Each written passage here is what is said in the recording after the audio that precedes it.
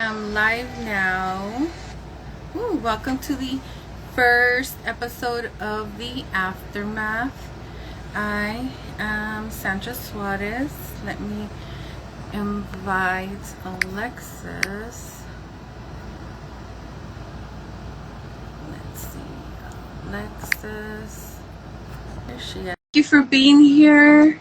Thank you so much, Dora. I see Dora here. Yay! Woo, girl. I What's up? I was stressed out. Why? And so, I'm new to this all this little live stuff. So like I said, let me Girl, invite. same. Yes. Thank God we're on. I'm so excited. I hope you're excited too. I am super excited.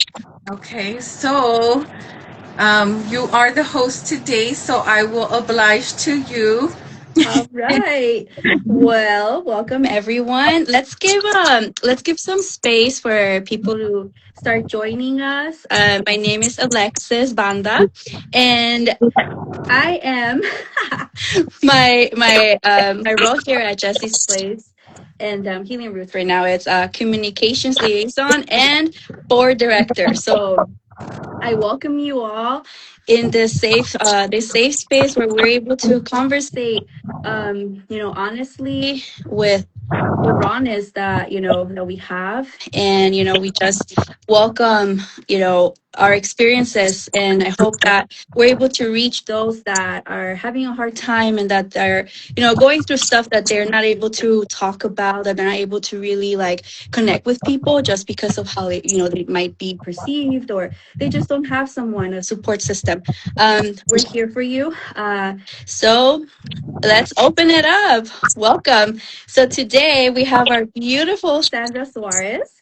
And Sandra, so we welcome you to our first kickoff show of Healing Roots. So before we dive in, can you introduce yourself and tell us a little about who you are, and beyond the titles of Jesse's Place and Healing Roots and the Aftermath? So my name is Sandra Suarez, and again, besides what you just said, I am a mother, a wife, an advocate. I am a whole lot of hats, but the most important one, I believe, is one that wants to share her life experiences, and I've been pretty quiet the last couple of years as we go through the transition of the whole after incarceration. Um, and so that's who I am, Sandra Suarez. Amen. Okay, my sis. All right, so let's go back to basics. In the beginning, so where did your journey begin? What was life like before this work? So, my life before the work, one of the biggest things for me is I was a person. I was a, what we would say a prison wife. But first, my husband and I, we were just friends. And I was in a hard place in my life when I met him. I was a bit lost. I am a Christian, but at that time I was a struggling Christian. And so when we met, I was grateful. I was grateful that we met, but honestly, I was in a very rough spot in my life. Got you. Okay. Um, so how has your own lived experience shaped the way that you show up for the people you serve now, based on this humble beginning? So, really quick, because there are people that know what we do, and there's people that don't know what we do. And so, I'm the founder, executive director of Jesse's Place organization, and also the founder and director of Aftermath. Um, and what we do is we serve the incarcerated folks and their families. And I found that there's a gap there. And that gap is the aftermath of incarceration and the families, the mothers, the wives, and all of those that went through the process, and so you hear about people coming out and you hear about the release, but you don't hear too much about, unless it goes south pretty fast, you don't hear too much about what Yeah. happened to her. And so I'm here to be a support and to finally be able to open up about, my journey, my life story, and all the women and men that need to hear the stories of the aftermath. Amen. Okay, so let's go back to basics in funding the first organization, which is Jesse's Place. So, what did those very early days look like? Were you doing it alone? What about how you're living and nights, weekends? Like, what was it like while this idea came about? So I was alone. I lived alone. I had my own, my own spot, and again, I was in a rough patch in my life. So I was a struggling reading Bible Christian. Um, and when I started Jesse's Place, it was actually a God given idea, I want to say, because one day, we were going through the whole resentencing process. Jesse was the whole resentencing process, and I wanted to see how I could help him, because there's many men like him that were in prison going through it, going through resentencing, going through a whole lot of struggles with the whole judicial system. And so when I looked out the window, I just said, Lord, how can I help him? And I heard, as crazy as it sounds, Jesse's Place. And I was like, Jesse's Place? Um and so I started a support group at first for families, because I was like, I know there has to be many more families like me. And when I started by myself. And, sometimes it's hard to say it that way, because they say, watch what you say, don't say this, don't say that. But nobody believed in me. Nobody believed in what I was doing. It seemed like a crazy idea, but I knew that there was something to it, because God does not fail. And so I just wanted to help my husband, wanted to help people like us going through the system, and along came Jesse's Place. Amen. I started Jesse's Do Place. you recall your first families? And what did it teach you in serving those first people that believed in change and The what they first needed? families, wow. You're one of those. And along the process, you and Myra, and I always say my Myra, and I've always said it that way, right? Yeah. I literally, people have heard me say it out loud. I stopped you guys, because I was like, there's something about you, something about her that my heart was after, because I want to try and help people, and I love to help people, but I don't like the drama. I don't do the drama. And so I said, I'm running after them girls. And so I say that I helped you? I don't know. That would be a question that you would have to answer. But for sure, I know that you and Myra believed in me, and you and Myra were crazy with me. Showed up to court dates, would drive to Sacramento with me. For Myra was pregnant, Yeah. and so you two were the first families that I really believe showed me a little glimmer that my idea wasn't so crazy after all. I mean, I wouldn't be here today if I didn't, felt like you didn't help me. I mean, in the ways that just in support conversations that we've had. So I'm very honored today to be sitting here today and sharing this space with you. Just I hope you feel the love, and your work does go a long way. So just FYI. Um, And so what does the organization offer today? Before we break off into the next portion, obviously, of the aftermath, right? Jesse's Place, like, what has it become as 5 years later? Man, so I never thought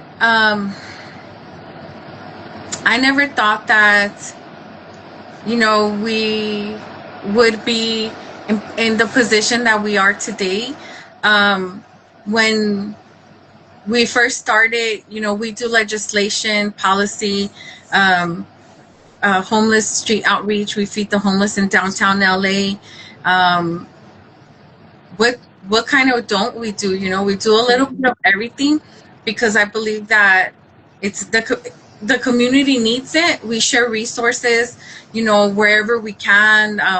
Tattoo removals, expungements. I had my own record expunged, and so I know that it's important for people to have a fresh start, a new start, and so we share those resources. We currently are working, currently do have 3 prisons that we take programming into, um, and just also acquired 3 more prisons. And we're so excited, about wanting to share that with the families. We'll get there to be able to share that.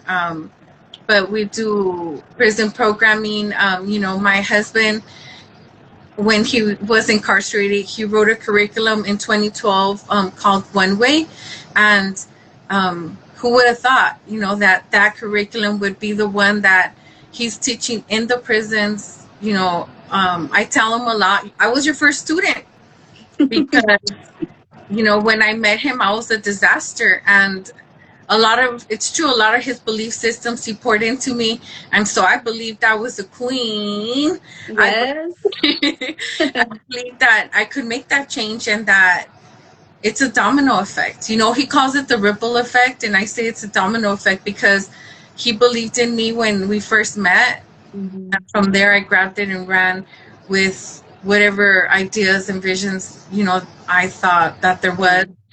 Besides that, just recently, we're gradually going into what our reentry part is called, and that's Ambassadors of Change. That's something that, again, was started. It's already been a little bit. And Ambassadors of Change helps people that have come out of prison. And a lot of it is mentoring, that my husband does.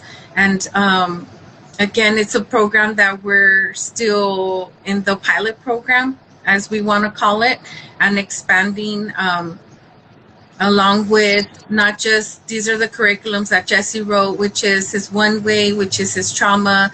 And then I wrote a curriculum called Healing Roots, which we'll get into, after you're ready.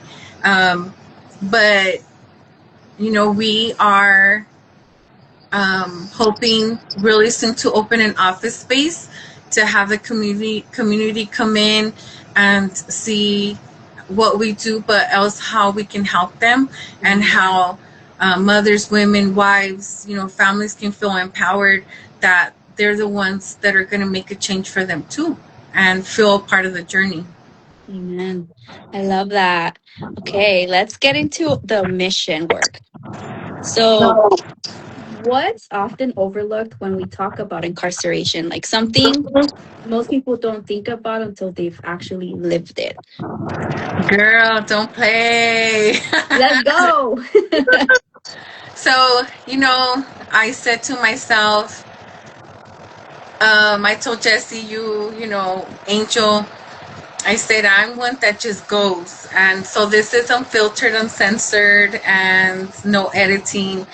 What goes is what the families are about to go through. It's incarceration of a person who has just come out of prison is very, very important and very, very critical. But so is what the families are about to go through, what the wives, the mothers, it's critical because it's a make it or break it type of situation. And maybe the things that we went through or I went through is not necessarily what the next person's going to go through. But what's needed, I believe, is that it's not just about doing classes. It's about actually doing classes. It's actually about practice what you preach kind of situation.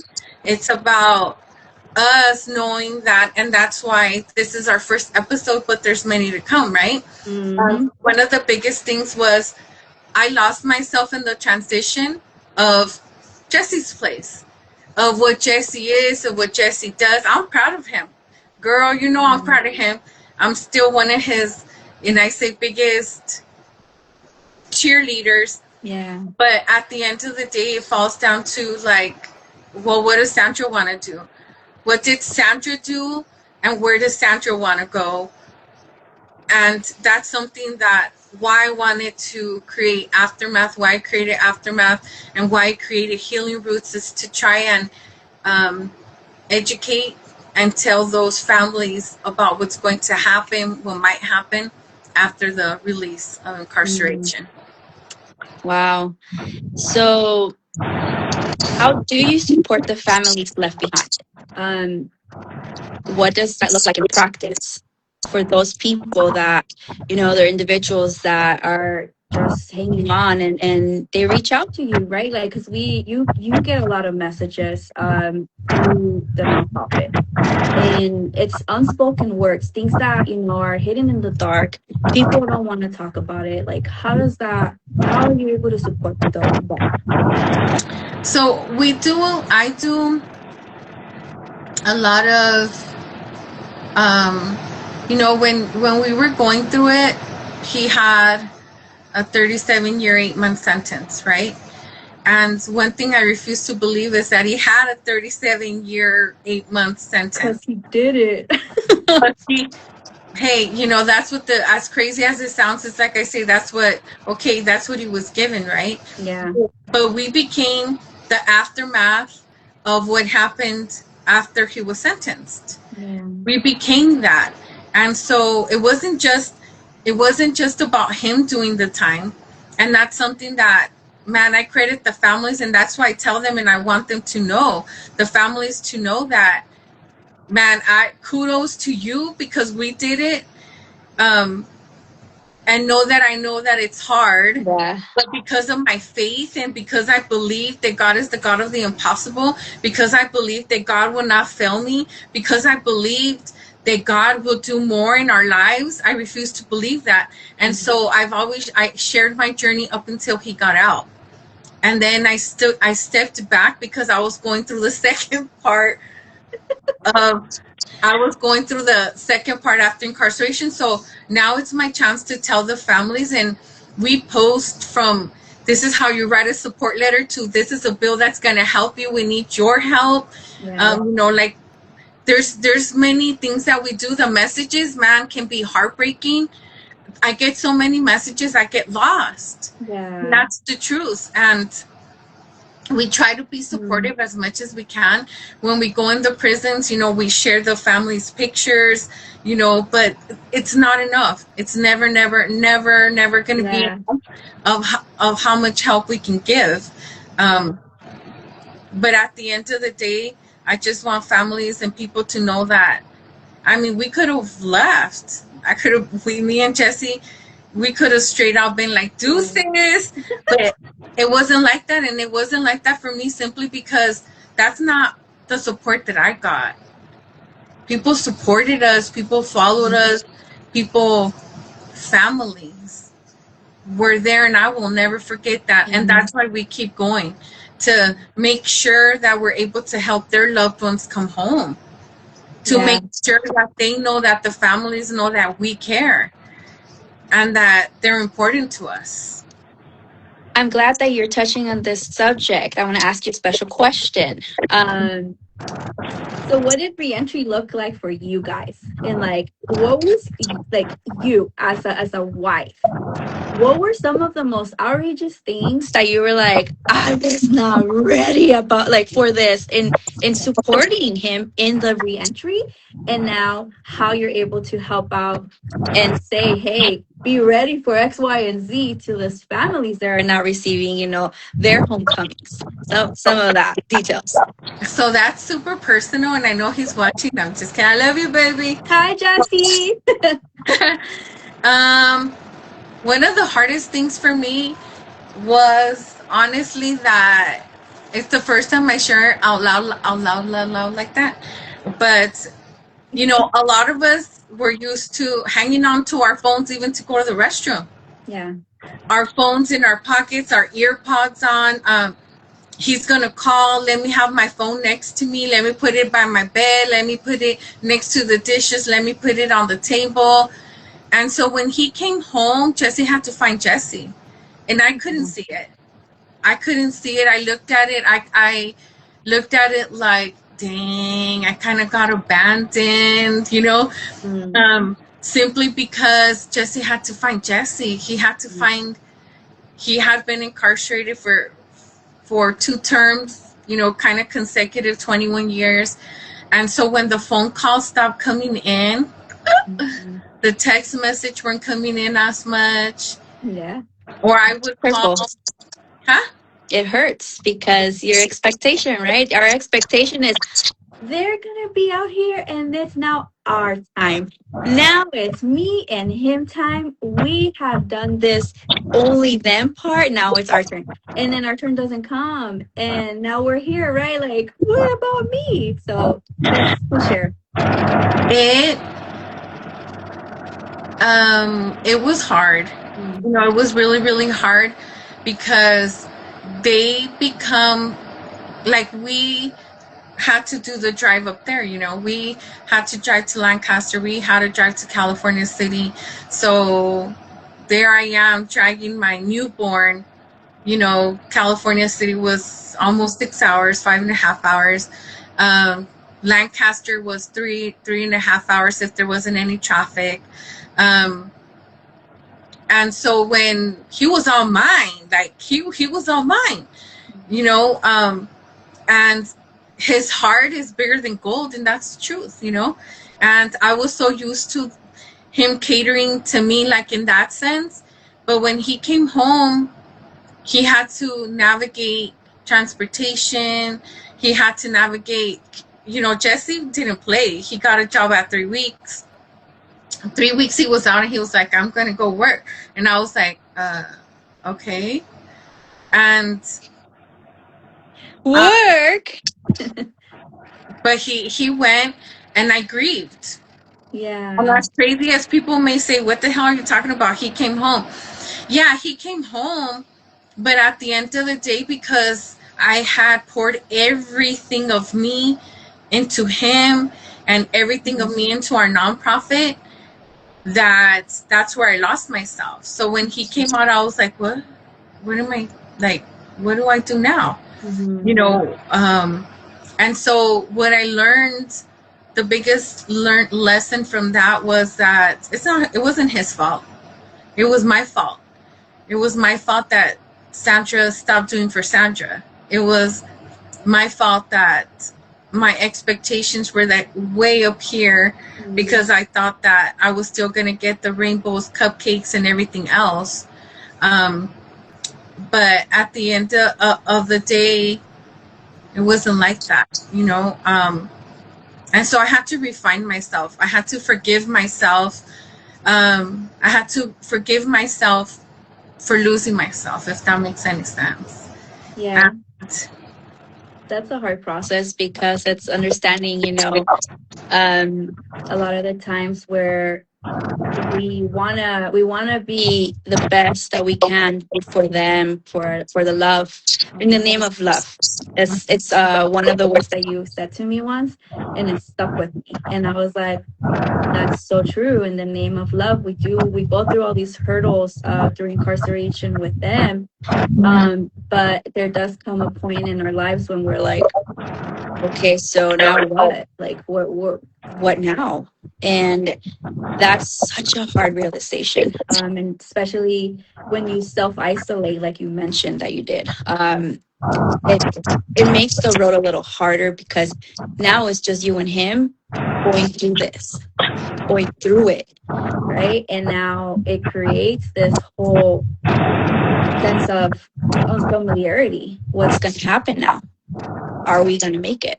Is it going to come to fruit? What we dreamed of, what we prayed for, God's promise in the marriage. One of the biggest things that I share with my little tiny circle, I even clown around and I say, I don't even have a circle, I have a speck.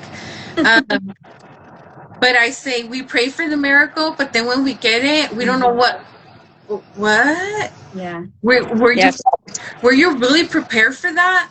And so I was like, you know, I became, he was released from prison to county. And some people, when I talk about it, they're like, how?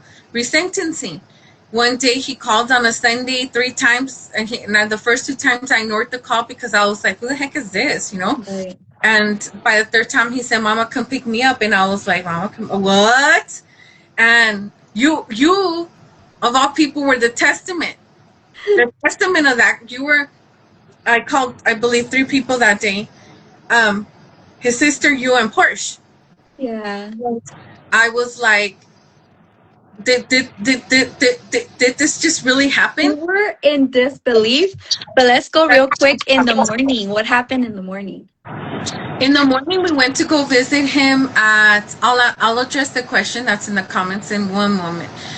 In the morning of that Sunday, we went to go visit him at North County Correctional Facility, and when we went, which was Pitches Detention Center, Wayside. So we went to go visit him with my daughter. They turned us away, and the bus drove us all the way to the top, and for them just to tell us he's not here, he's going back to prison. And so there I am with my 4-year-old crying while we're on the top of the hill, and she's crying because she's like, I want to see my pa. And I wanted to cry, but then I became more furious than crying, because I was like, how can they do this to my daughter? Why didn't they tell me down there? I would have left. And so she was going through it, then she was crying, and then I was so upset, and I came home, and I could tell you still the house was a disaster that day. I got so depressed. I was like, I don't even want to clean. I'm not even going to clean. I was like, I'll clean after. And so I told Zoe, what do you want? She's like, I want Starbucks. So I took her to Starbucks, took her to get her little cheesers. And at the end of the day, he called. It was going to be like 2:00 in the afternoon. And I swear I was like contemplating on life, because I was like, dang, here we go back to prison. And no, God had other plans. So when he called and he was like, Mom, can you pick me up?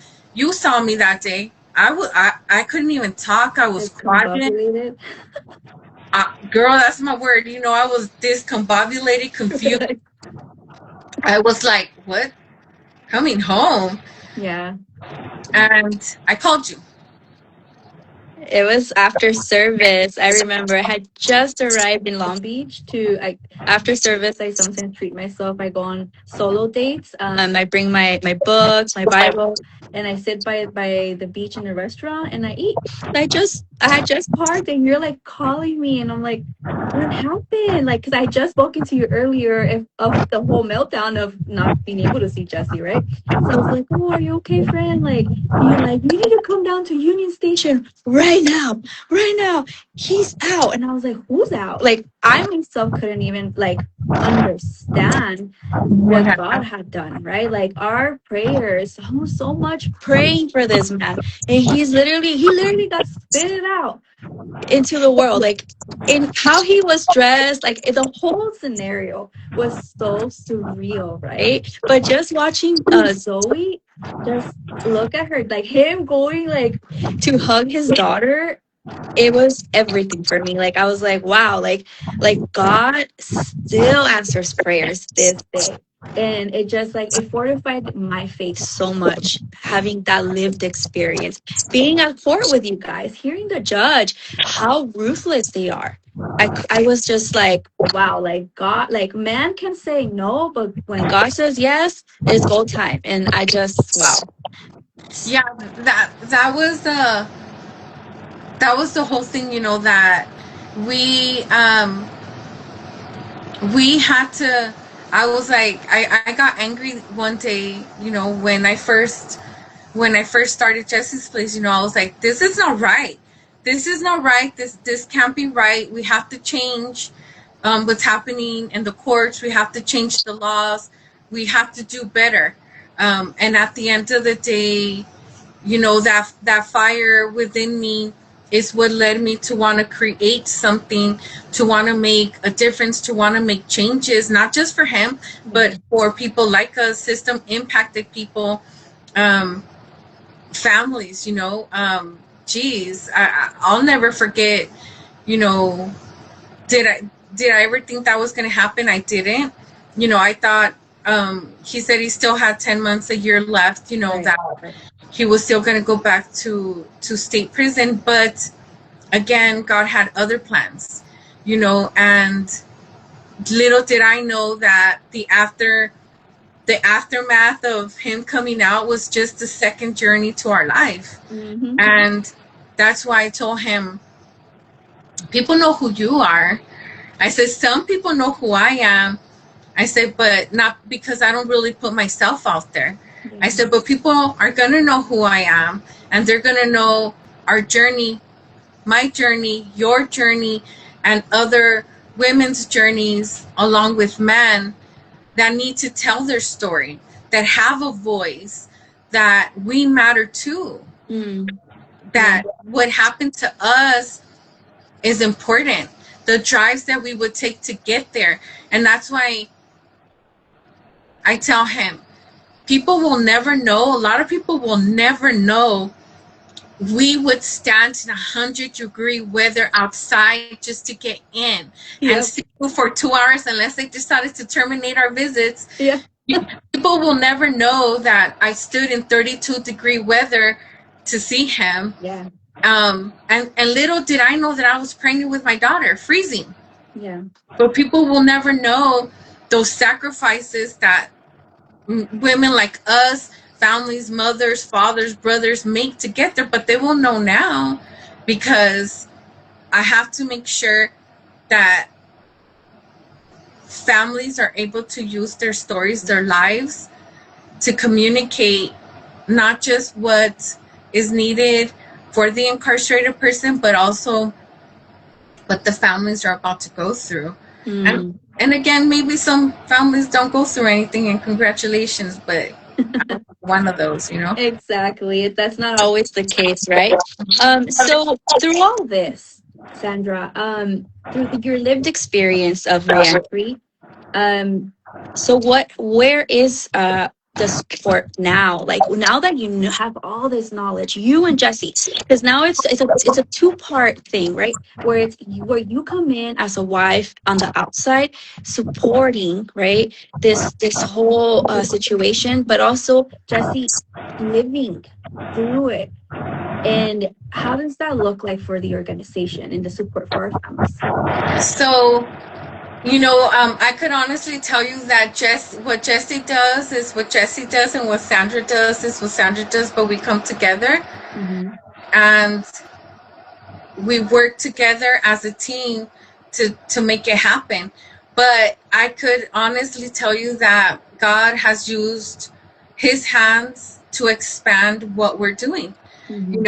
and like his one-way curriculum, accountability, transformation, change, Mm-hmm. and it has changed lives. I've seen it, Mm-hmm. and it's not a bragamony, it's the truth. He helped 2 people get out of prison, and he doesn't say it, he doesn't talk about it, but God used his hands to help people come out of prison.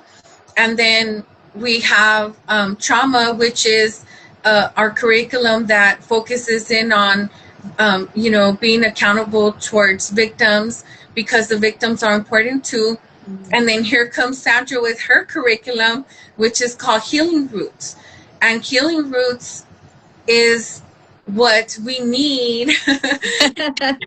Healing Roots is what we need to be able to heal, so we don't grieve as much.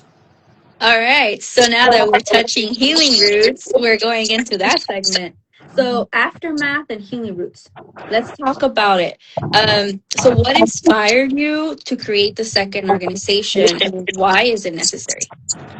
So Aftermath, I created Aftermath. Actually, it's been already a year, a little over a year, and I've been working on my curriculum a little over a year, and it's based off of my lived experiences, my own traumas, my own PTSD that I went through, that I didn't know at that time was PTSD, or traumas, or felt left out, or felt hurt, or didn't want to tell anyone. People are going to judge me. They're going to say I'm crazy. Your husband's home. But it's also to be able to speak to the masses, the people, to let them know that don't lose yourself. Don't lose yourself while your person's in prison. Don't lose who you are. And if you lost yourself, or if you probably didn't lose yourself, great. But if you kind of lost yourself, it's like, what do you want to do? You know, these were the tough questions. I kid you not, I'm crazy, right? Yeah, you know, I say I'm a Christian, but I'm like one of those crazy gangster Christians that says, you know, pray with me, but don't play with me, you know? Amen. And I went to the throne of God one day. And just to remember, I went to the throne of God and I cried. And I pleaded with God. And I said I wasn't going to cry right now. And I cried and I pleaded with God and I told him, help me and heal my heart. I said, help me and heal my heart, because I said, I don't want to lose my husband. I don't want to lose myself more than what I was already lost. Simply because I gave so much of myself. And one of my biggest things where I know where I lost myself was, and you didn't ask this question, I'll make it fast, was I got pregnant with my daughter while he was incarcerated. I got pregnant with her, and that's like a whole nother story in itself. But when I got pregnant while he was incarcerated, I had my daughter by myself. My mom came, my sister came, my niece came. But within less than that week, everybody was gone. Yeah. And it was just me and her. And I'll never forget that there's some people, you know, that have that huge family support. Not me. And that's okay, because it just taught me to cling on to the garment of the Lord. You know, I clinged onto my Bible. I would pray more. I would, you know, got into fasting. I would seek the face of God, literally, because I felt like I was losing my mind. Wow. But not only that, Sandra, real quick, that's during incarceration that you went through that, but the aftermath was also you dealt with a real life medical emergency post incarceration. So it's like you're going through reentry with Jesse, but also going through a medical emergency. Can you talk a little bit about that? Yeah, just 1 year ago, I had 2 parts of my lung removed because of a virus. My lung collapsed. I had pneumonia, and it just never healed. So they removed 2 parts of my lung, and that was another trial, right? You know, that was another trial, because it's the biggest support that I've had was Jesse, my daughter, and his mom. His mom, man, shout out to that lady, because I'll tell you one thing, my family didn't show up, but his mama was here bringing us food and cleaning. And I was like, please don't clean the house, you know. And when I woke up at the hospital, and I just told her too, I opened my eyes, and guess who's the first person I saw? Not even my husband. It was Angel.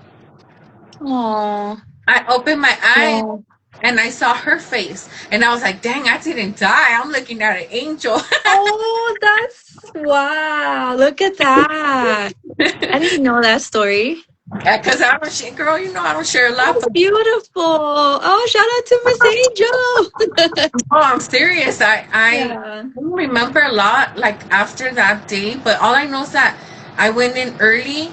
I think it was 11 or 12, and I didn't know. I think it was like 7 or 8 when I opened my eyes. And so I saw her face, and I said to myself, damn, that's a friend. I said, this girl, she be loving me. She loves me. I said, she loves me. She's here. Me too. Don't be jelly. You're a different type of situation. This is a different kind of party, girl. Different kind of party. But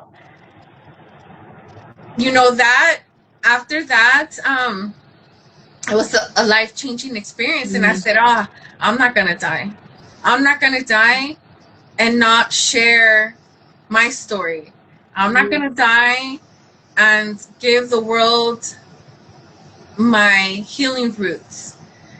I refuse Oh, that's so to good. be that person. So to me, it's very, very personal that Okay. we begin to heal now, that we begin to go through the process now while they are incarcerated, that these things might happen, not that they will, but we also need to be mindful and give them space to find themselves. Yeah. Um, so what does the aftermath mean in context of this organization's name and mission with all this happening? Like the beginning of the aftermath and healing roots as you're going through this, you just shared that, because those texts were scary, by the way. Like, make sure my Zoe has you guys. Like, I was like, girl, you're not going nowhere. Like, relax. We were praying and everything, but like, it got scary for a bit.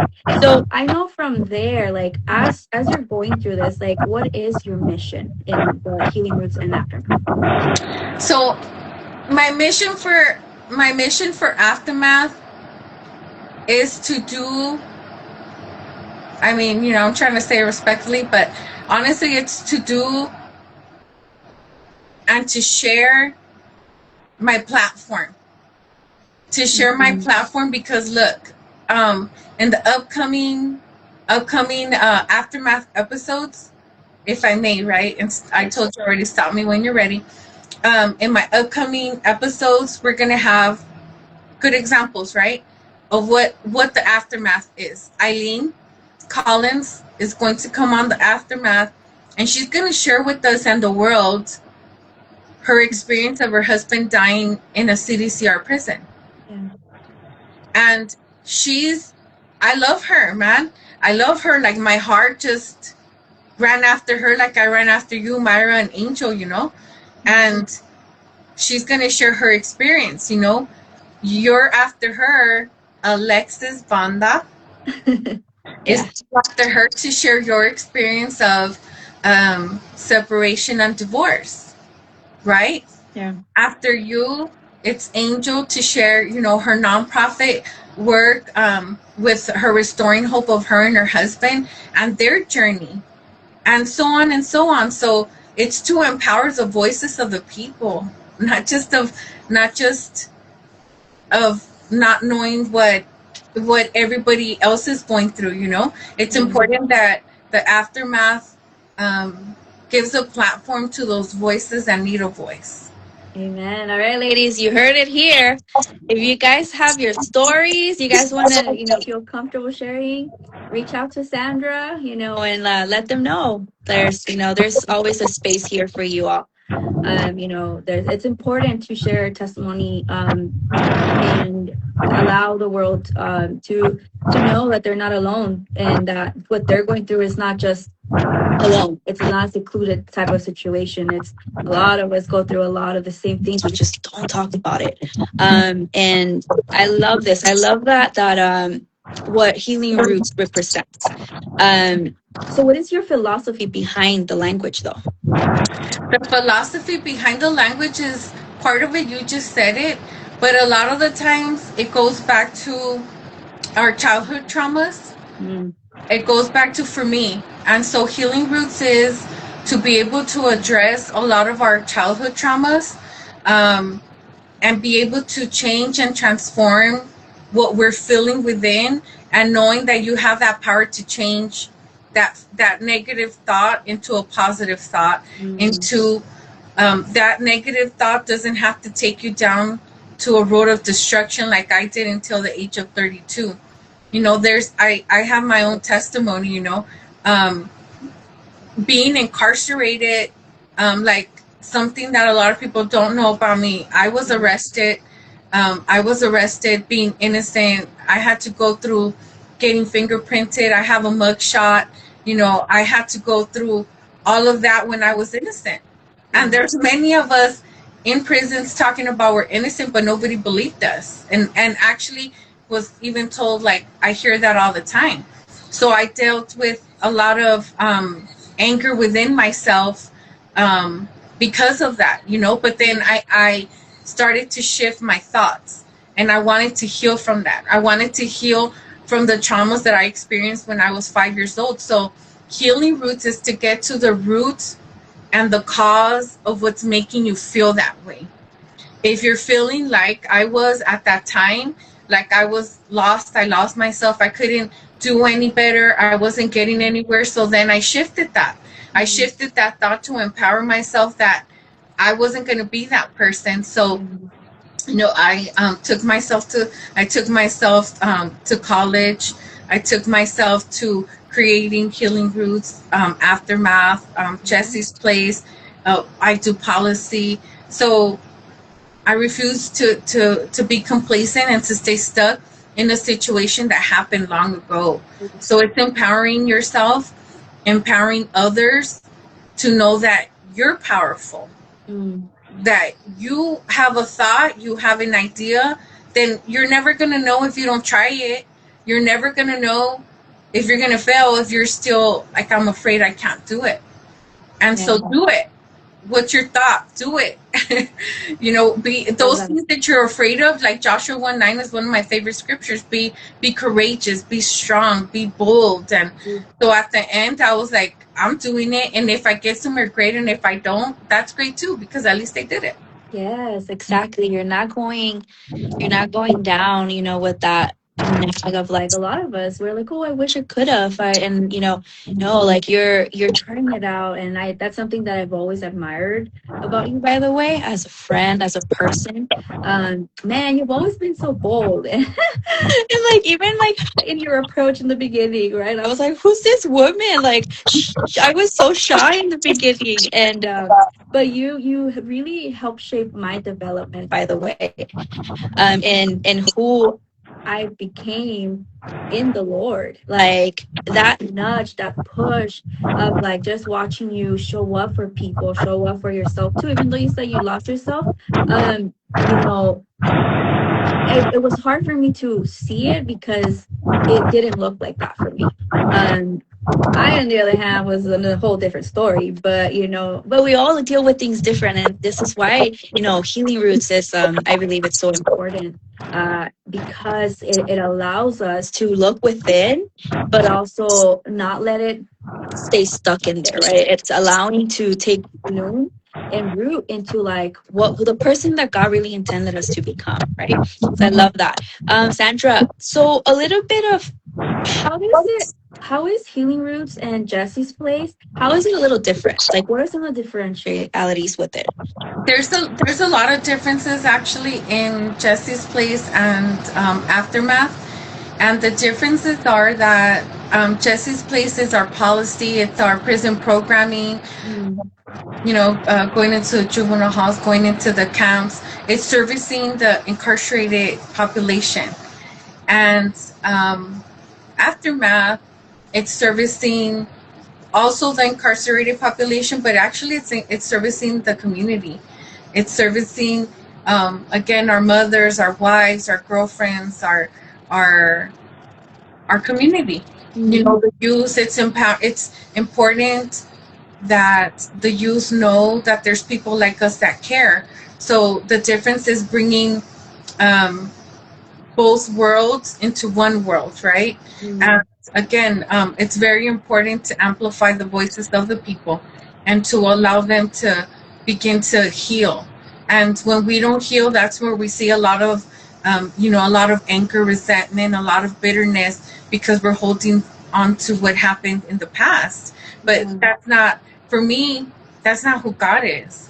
He wants us to be victors. He wants us to triumph. He wants us to have a better life. But we're never going to know what that life is if we stay complacent and we stay stuck. If I would have stood stuck at my age of 32 and below, I wouldn't be here today. But God saw something in me that made me change. Because I was a girl, I was lost. If I thought I was lost just not too long ago, girl, I was crazy and lost back then. A gang member, a drug addict, a lot homeless in the streets. I could go on and on, and like one thing I could tell you for sure, at work I'm more serious because only those that are really close to me at work know that I mean no harm, and that I love them. There's a few on my job that I love them to death. There's not like I wouldn't do, girl. There's nothing I wouldn't do for them. But at the end of the day, it's like I said, girl, I'm just gonna be me, and don't be getting me mad. This is just me. But it's bringing both worlds into a better world. It's what happens after the person's incarcerated, but not just that. It's what happens after a death, after a divorce, after a life-changing thing in your life, and you think you're not going to make it. And some people think they're not going to make it, but I'm just here to testify, like I say, and I'm here to tell you that you're going to make it. Yeah. We're going to cry. We're going to be upset. We're going to feel like, what the hell's going on? Like, why are you doing this, God? But at the end of the day, we're all going to go through it. It's just a matter of how are we going to overcome it. Correct. So how do both nonprofits complement each other then, with the differentialities, and how do they come intertwined together? So I could tell you that Aftermath is in the works of becoming it's in the works of becoming a nonprofit. So I don't want to say that it's a nonprofit yet. However, I say it's my business, like a business. Because at the end of the day, I don't want to confuse things, or say the wrong things, and people look at me and she's lying. But I'm not lying, because hey, we're prophesying ahead of time, right? Amen. I love this. You already know how I am. I just how do they come together? Because just like my husband has been successful to bring his curriculum from 2012 into fruition now, mine's is going to be in there, girl. Mine is going to be in the prisons too. The difference is that when we get our office space, I want to bring the community into that space.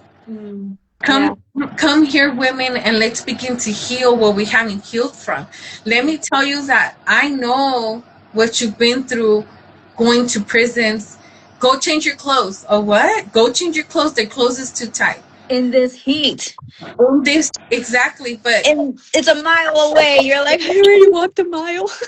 Driving 6 hours, 4 hours, 5 hours, getting turned away, but at the end of the day, it's like, I know, I just want those women, men, families, mothers, whatever, to know that I know what you went through. I'm here. I applaud you. I commend you. Keep going. And just like I didn't believe, I was like, girl, I would be like, he's not going to do 37 years, 8 months. I don't care what nobody tells me. No, I remember you say that often. And I was like, huh? Because I was a baby Christian myself. And I was like, I don't know what she's talking about, but that's what the paper says, But then you really enforced the power of prayer. We've had our prayer nights through Jesse's place, and I really feel like, man, those prayers really went a long way. Because look at all of our friends.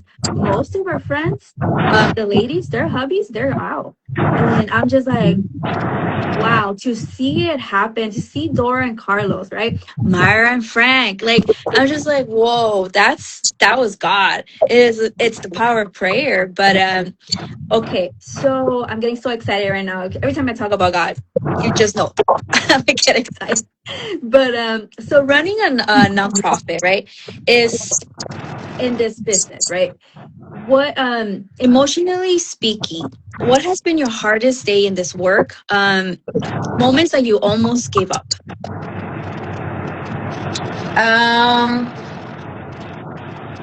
I never thought about giving up, but once, and that's when I had my daughter, and I was going through postpartum depression. And that's the only time I was going through really bad postpartum depression, a newborn. And mind you, my son's 30 and she's 7. So he was 25, and I had 3 months to prepare for her. And postpartum depression got the best of me, and all these thoughts were running through my head. And she would cry day and night because she was allergic to the milk, and I didn't know that she was allergic to milk. And I'll never forget, I guess it's this window, right? But I'll never forget, I was standing outside of the window, And I said, I cried out to God, and I was like, I I can't do this. I said, I can't do this. I'm alone. There's nobody here to help me. Mm. I said, she's so little. She deserves better. And I stood there, and I remember I cried and I cried, and then I got on my knees. And honestly, the help never came. The help never came. But God God just showed up in different ways, you know. My niece, I call her Kool-Aid because of that moment. If you see her, she has the most beautiful smile. But one day there was a knocking on the door, and I opened the door, and it was her. And she goes, my middle name's Gabriela, right? So she was like, "Are you okay, Tia Gabi?" And I was like, "How do you know if I didn't say anything to you?" And mind you, I went from making about 70,000 a year to nothing because I got pregnant and I got fired from my job because that job was 3 p.m. to midnight. And I got fired from my job, and I went from that to nothing. And I didn't have food. I couldn't afford to feed. Heal, girl, heal. Oh, Those are healing tears. Allow them to. you know why I get emotional? Because God is faithful. Amen. Yes. Because That's gratitude. He's so faithful, and He's been so faithful to me.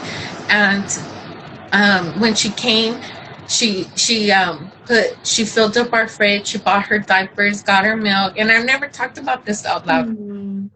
And God showed up through her. God showed up through her, and after that, then I went. She gave me the pep talk, like, "You could do this." She would be like, you know how I am sometimes, She'd be like, "You're a gangster. You can do this." My tia, she was like, "My tia doesn't give up on nothing," and I was like, "You're right. Let me suck it up. You're right. I don't give up on nothing." He goes, "You got this," and it changed my perspective, and I was like, what happened? I had a weak moment. I love that. I love that. Honestly, we all do. We all have weak moments, and I appreciate you sharing with us. I know it's not an easy conversation to have. Postpartum is a whole thing on its own, especially when you're doing it on your own. While your husband is incarcerated, I cannot imagine. Like, I cannot. And I myself went through something that I wasn't able to. I couldn't. I just couldn't put myself in a situation like you ladies have. But that's a story for another time. Yeah, it's and I commend you because you did it. And look at Zoe; she's such a, oh my gosh, my bestie, my bestie. She's so cool, and I just love her. Okay, so let's get back on track. Got so excited over here just listening to this. It's so beautiful to hear. Like, to hear the other side of when you're going through things, and how God really shows up in our lives. And it's like, in that despair, and you're like, "Hey, God, like, where are you?" But man, like, He's right there, and He really, really comes through in the most smallest way sometimes, but it becomes such an impactful manner.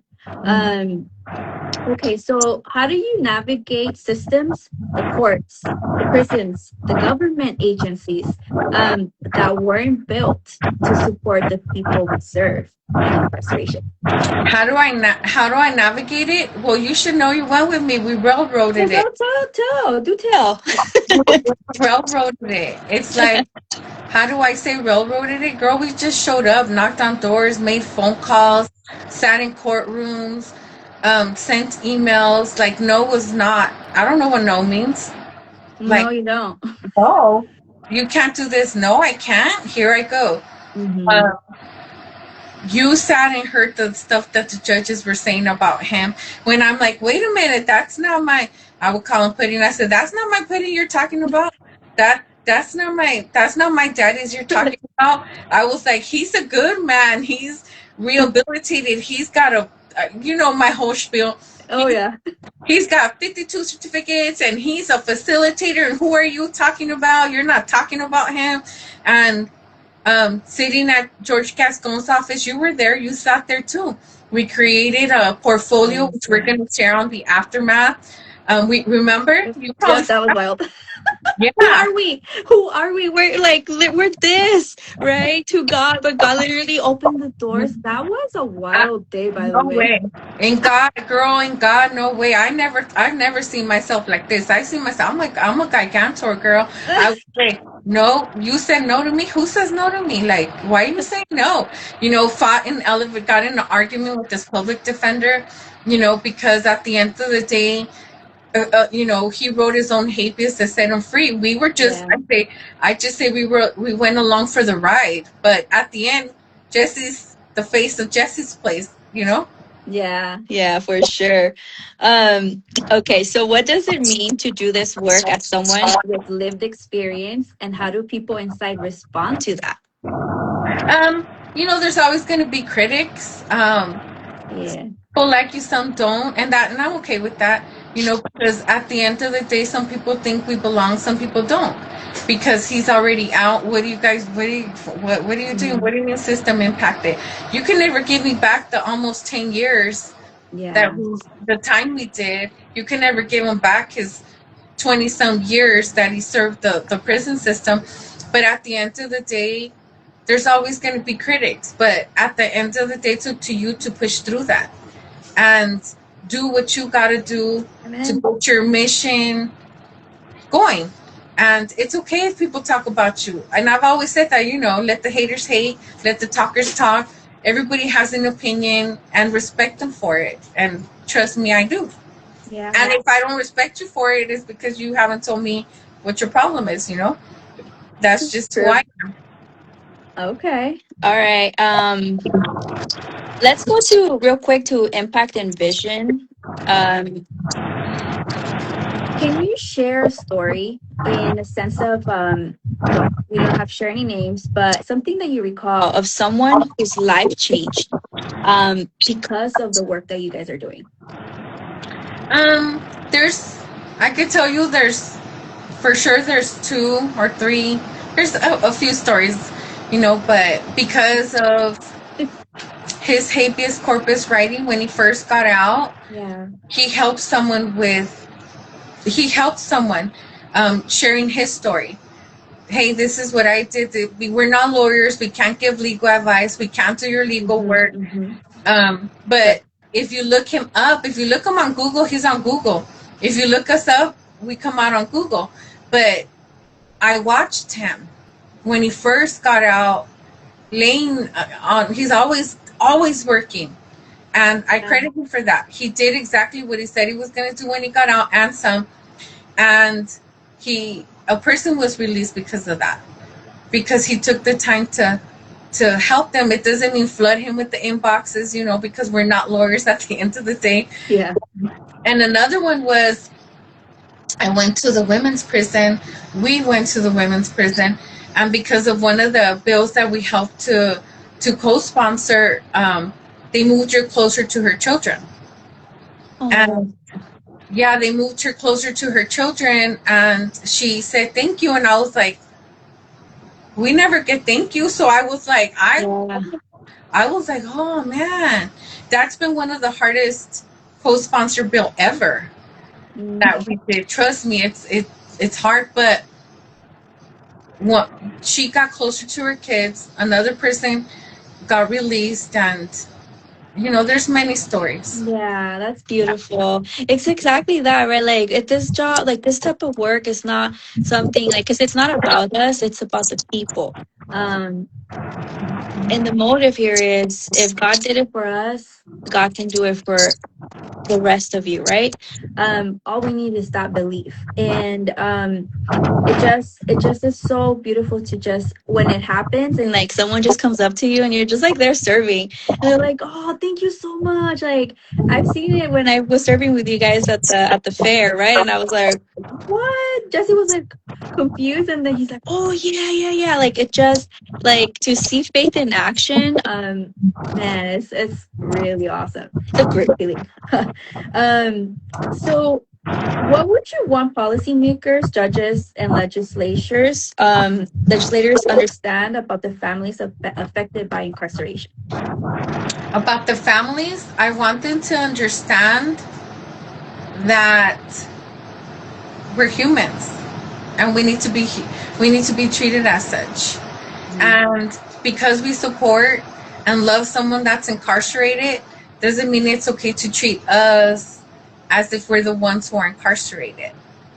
It means to give us that same respect, to respect us. I could tell you honestly that I could tell you just like not even a handful of times where we had issues because we didn't. We didn't really have issues with anyone in any of the institutions or officers because at the end of the day, I'm very mindful and know that that's where they work, that's the prison, and so I'm going to respect that. But we're humans and we need to be treated as such. In our children, my daughter, she went through it till she was 4 years old, and they need to be treated with tender, loving care. Their children. And so some of the bills that we've helped to co-sponsor and I helped to write a couple of them is particularly because of the kids, because of what we went through, what my daughter went through when she was a baby. And please humanize us, but most of all, love.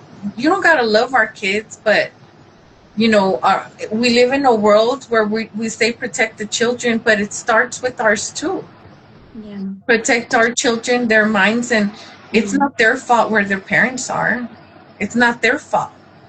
And we get judged. I would get judged. Why are you taking your daughter there? Because that's where her daddy's at.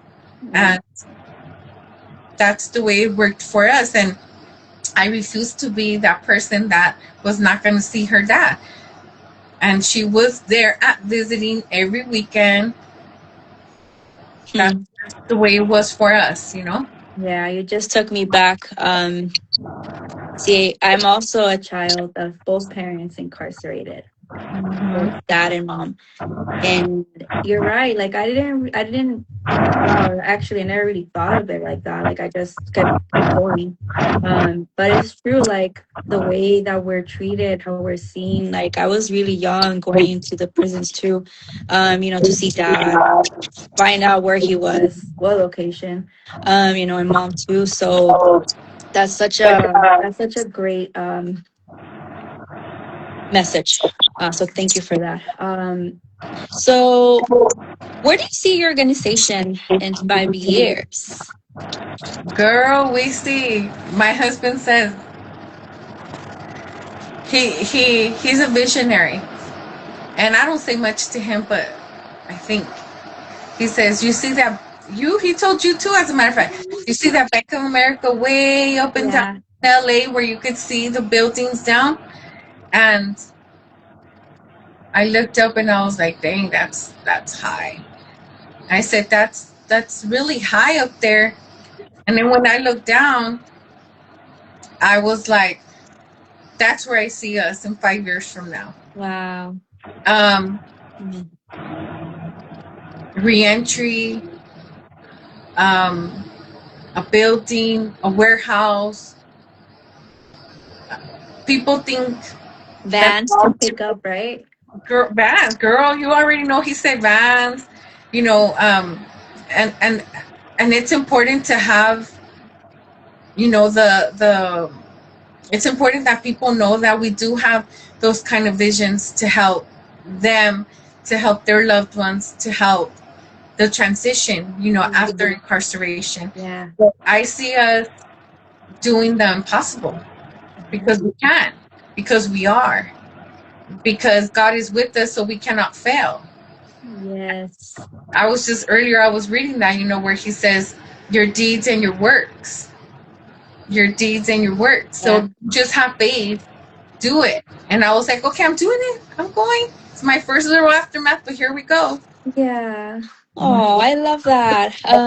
Okay, so let's talk about community, and that way we will be ending our live stream soon. So What do you wish more people in the community understood about families touched by incarceration?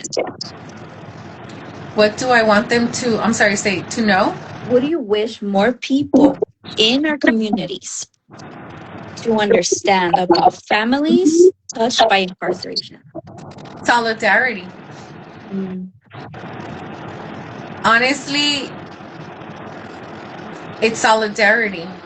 I I don't know, I say that because if we come together, if we come together, different races, I said different colors, different nationalities, if we come together more than we fight each other, more than we come against one another, imagine what we could do.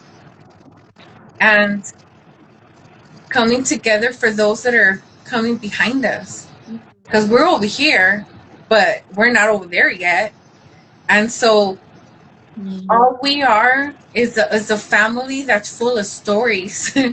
It's a family that's full of stories and want to share the resources, whatever it is we get our yeah, hands on. We try to push it out and give it to those that are behind us. yeah, But also to tell the rest of the community that's out here that we're not any different from you, except that our struggles are different, yeah.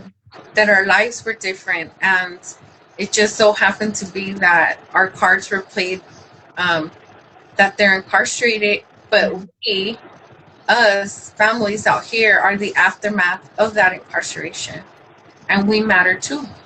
Amen. Um, let's touch the subject of support in the community. How can someone like me can help you guys in volunteer work, donating, or just showing up? What are some calls of action that you would love to ask for people like me day to day? So all our calls of action, we post them on our social medias. Is our homeless street outreaches that we have in downtown LA, Fifth and Skid Row. I was once homeless, and that's why we go out there.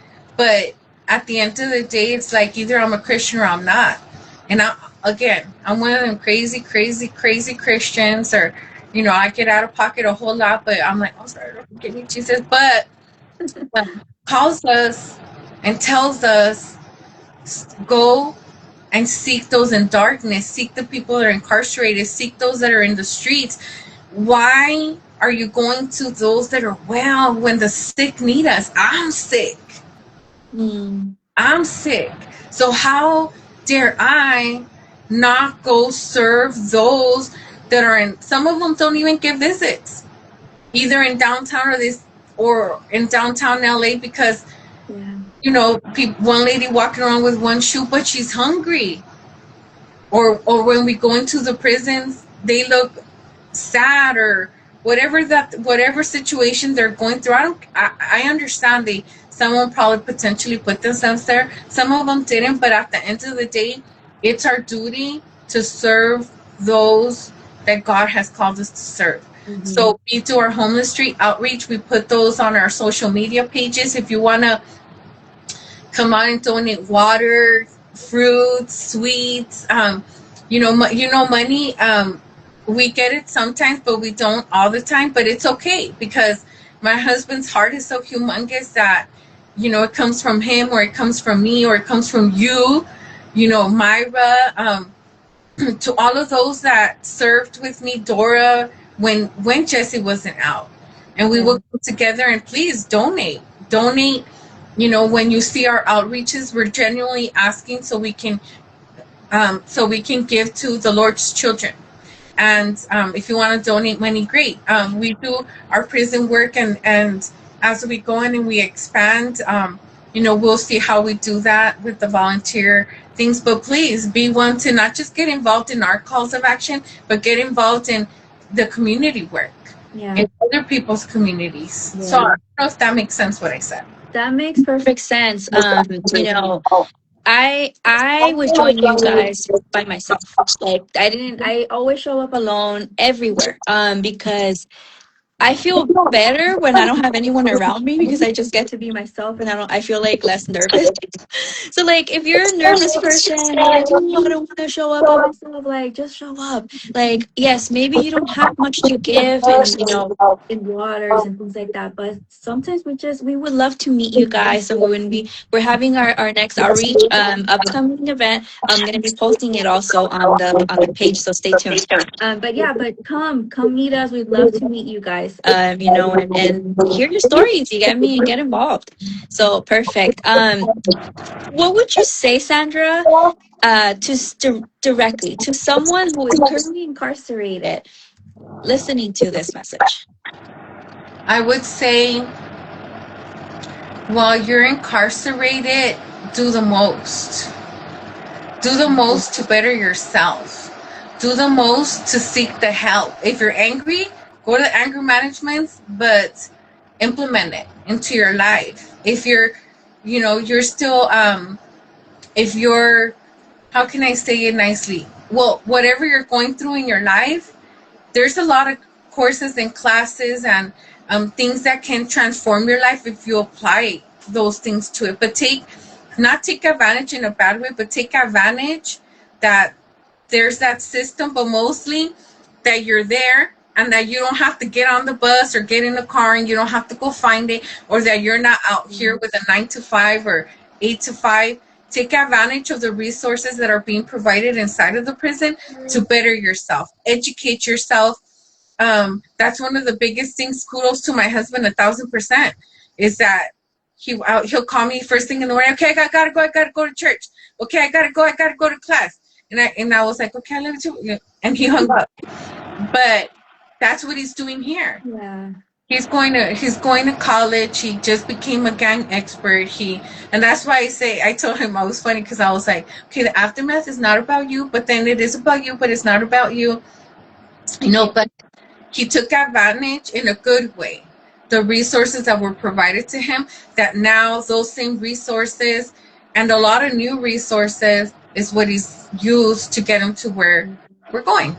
Amen. So while you're incarcerated, do the most. Do the most. Okay. What about the family member who is struggling and feels like no one sees them? What I message? see you. You see me. I see you. Don't feel that way. You know, I ended up getting some books, to read on healing, to read on going to college. I took some classes online, get certified on. Girl, I've gotten certified on all kinds of things, especially, like I told you about ACEs, adverse childhood experiences, how to heal from that, how to heal as an adult, how to overcome the barriers that you think you can't overcome. And then before you know it, that becomes a distant memory. And your future becomes so much brighter because you're starting to let go of the things that hurt you. You started to let go of the things that weighed you down. And sometimes I say they're enemy mission minded to make you stay complacent, to make you not want to get up and do for the next person or not to do for the community. But you have the power to let go of those negative thoughts. You have the power to overcome and go where you want to go. And I'm talking about career wise. And I'm talking about, if you want a new car, then start saving. Yeah. But if you're always constantly looking behind your back to what happened, to what they did to me, to where I didn't go, you're not going to get anywhere. So start to build off of what the heck do you want to do, and forget what they did to you. And even though sometimes it does hurt and it does populate in your mind, it's like, bring it down. Bring it down. Get your laptop. Start reading. Get a book. Start reading. Take a walk. Those are just the methods I've used to try to overcome certain things or avoid the person and the situation. It's not going to do nothing to you to take a breather and take a break. Yeah, I love that. Okay, in closing, where can people find you, follow your work, and connect with both organizations? So Okay. we are on all platforms. Jesse's Place is on all platforms. Aftermath is on Instagram and it is on TikTok, and that one is Sandra Suares Aftermath on TikTok and on Instagram. And we have our website, and it's funny you would even say that because I was going to create a graphic for people to reach out to me here because I get too many messages all the way around. Yeah. It's become very difficult to get to everyone, but Facebook requires a password for me to get into my messages now. And so that's become very difficult. But you can find us on all platforms on Jesse's Place, and Aftermath is on Instagram and TikTok only. And you can follow me on Sandra Suarez Aftermath. Okay, girl. I love that. All right. Is there anything else you've been wanting to say publicly that you've never had the platform to say? This is your moment. This is my moment. Publicly is do you. Is do you. If you have someone that's incarcerated, I can never tell someone, and I've never told someone how to have your relationship, but don't get lost in the transition. You matter. Your life matters. What you want to do matters. And one of the biggest things I said, don't do what I did. Get yourself a little piggy bank, a cholo bank, a piñata bank, some sort of bank, and start dropping a 5, stop dropping a 10, drop 100, emergency money, and go after your dreams. Go after what you want to do. Your life does not stop because of the next person, period.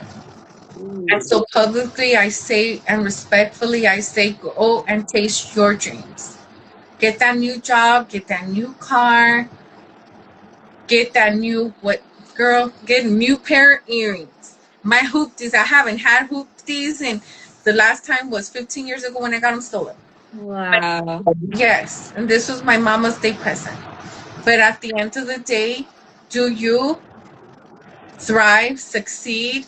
Don't let no one stop you. Let the haters hate, let the talkers talk, and keep going and flourish. Yep. Know that God covers you also all the way through. And there's a question in the chat. I can't, that's what I'm not able to read anything, by the way. oh, My stuff stopped. Like, okay, let me real quick. You need to say yes to more event audience volunteers. Yeah. Everyone's welcome. You already know we welcome everybody to come and serve with us in downtown or our events. I'm looking really quick. My husband's tablet got activated. Oh, amen. Because I know them tablets. Shoosh, kebab. I'm trying to see. I said someone had a question. Oh, I think I see it. So it says on here the question, and then you tell me when we're done. About jealousy, because I can't see the rest of it. Like, how did I do about feeling insecure? What's the question? Can you put it, text it to me, Angel? Because I can't see it.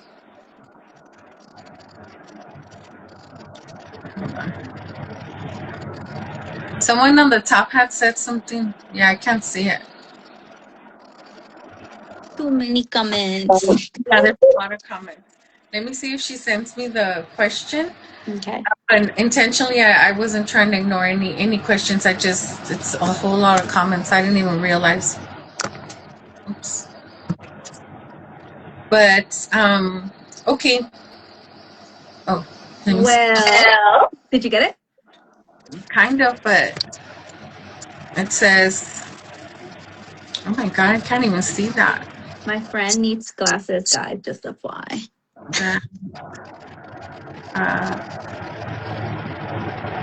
Feelings of insecurity. I don't, feelings of insecurity, and that. So I'm not, yeah, it's too little to read to see. But so it was just saying something about having feelings of insecurity. I'm not sure if you're saying did I have feelings of insecurity. The truth, yeah, like Mm. like did I have feelings of insecurity? Yeah, I mean, who's ever seen my husband? That's one fine looking man. He knows it. Like he's one fine looking man, and I was like, especially when he dresses up, it's like Ken. Um, oh, he says, wait, I don't want to get personal, but did it bring up feelings of insecurity, and did that cause a rift in the relationship? That's And, personal. and so what helped to alleviate those symptoms? Just want to understand. So yeah, I could say honestly, yeah, Mm. because he came out and all of a sudden everybody was like, man, women, men, everybody was like, wow, um, and it was a little difficult at first, but I had to have those conversations with myself.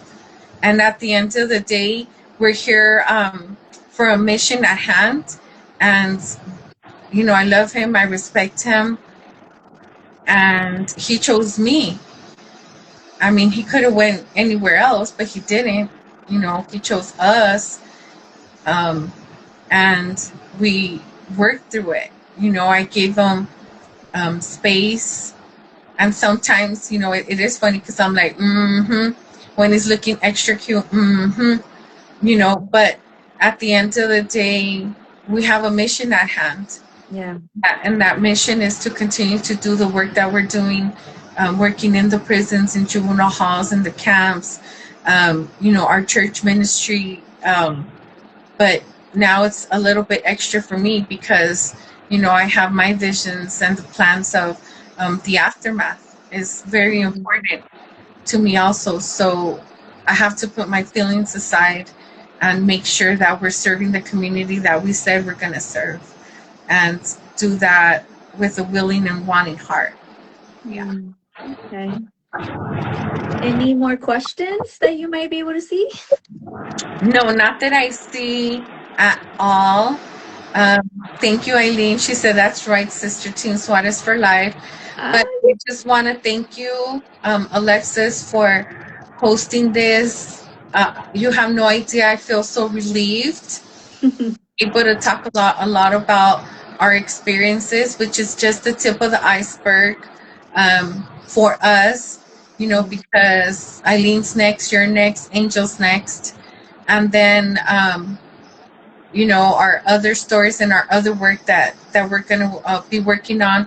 And definitely an introduction to my Healing Roots curriculum to help those people, families, incarcerated folks like us. amen.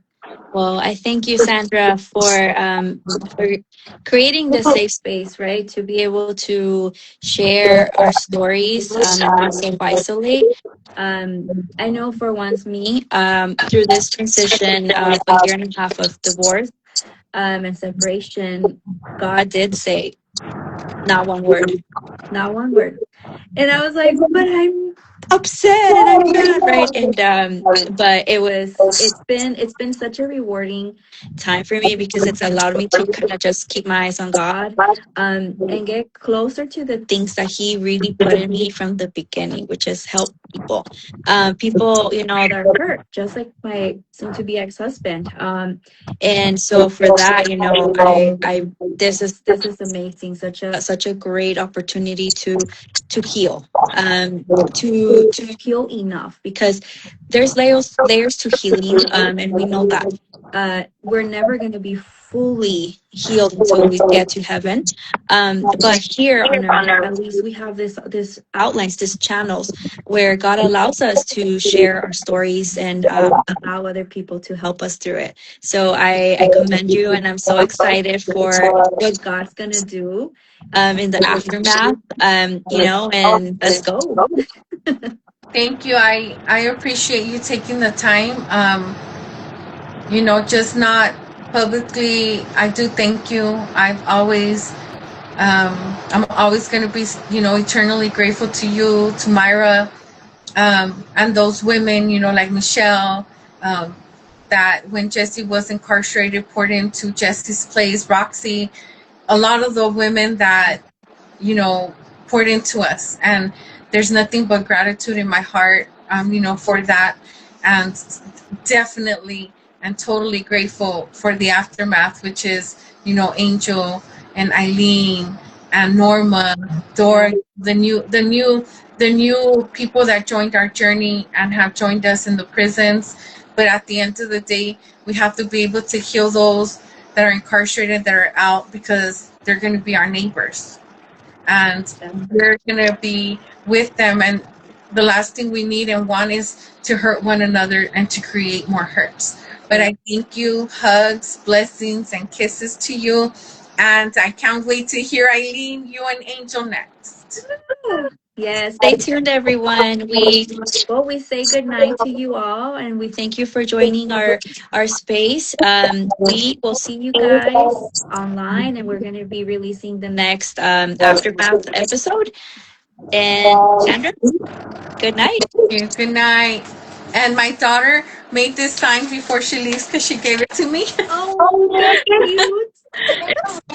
So she says her sign,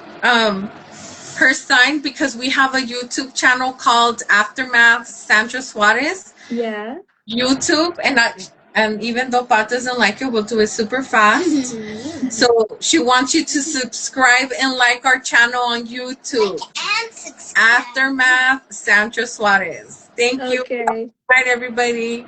Bye, Zoe. Bye, Sandra. Bye, everyone. God Bye. bless. You're so funny, my love.